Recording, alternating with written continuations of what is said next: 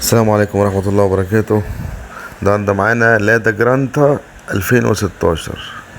لادا جرانتا 2016 هركب فيها صباية ناكاماتشي 1000 واط، اللي هي ما بتاخدش مساحة في الشنطة، عشان في منها نوعين.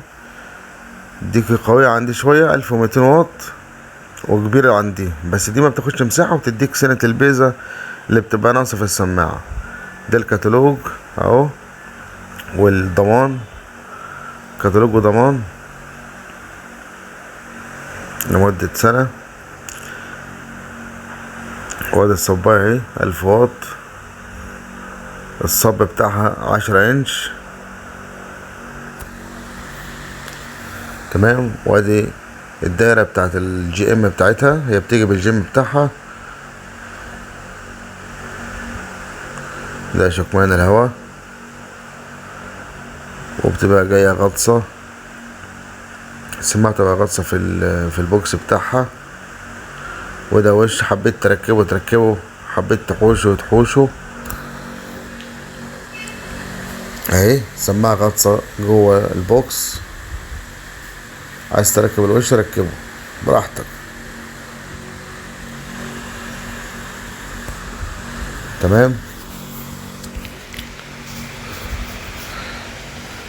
صاحب العربية كان عايز يركب سماعتين بيضاء ويفتح فصال، قلت له بلاش، العربية جديدة، نركب ديت مع سماعات العربية هتنغم معاك في الصوت.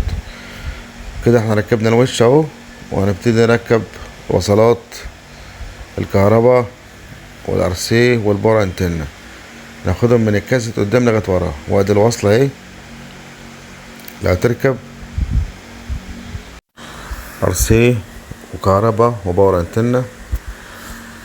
طبعا العربيه مش هناخد الكهرباء من البطاريه المره دي، لان مفيش مكان تعدي منه اي كابلات. هناخد من الضفيره بس من كابل عمومي اهو، شايفين؟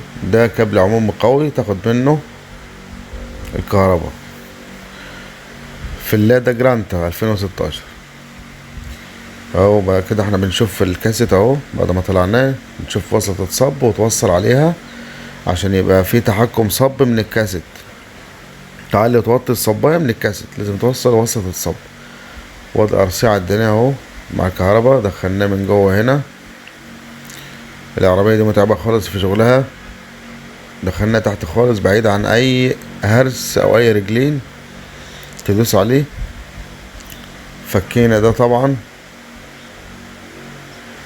واهو ورا تاني اهو، بنعديها من جوه القايم. وفكينا الفبرية بردك اللي هنا وعديناها من جوه، عشان خاطر تبقى بعيد عن اي دوس بالرجلين او اي حاجة، عشان تعيش معاك اهي. كده احنا بنقفلها اهي. الكابل طالع منين؟ شايفين اهو، كابل الكهرباء والباور انتنا والارسي طالعين من تحت الفرش، تحت وسط العربية اهي. وهنا هتظبط على LBF، وطبعا زي ما انت عايز بقى تعلي توطي براحتك انت. صباية بيجي مع الصباية مفتاح ألانكيه، علشان خاطر هنا المسامير ألانكيه عشان تربط الكهرباء والأرض والباور انتنا.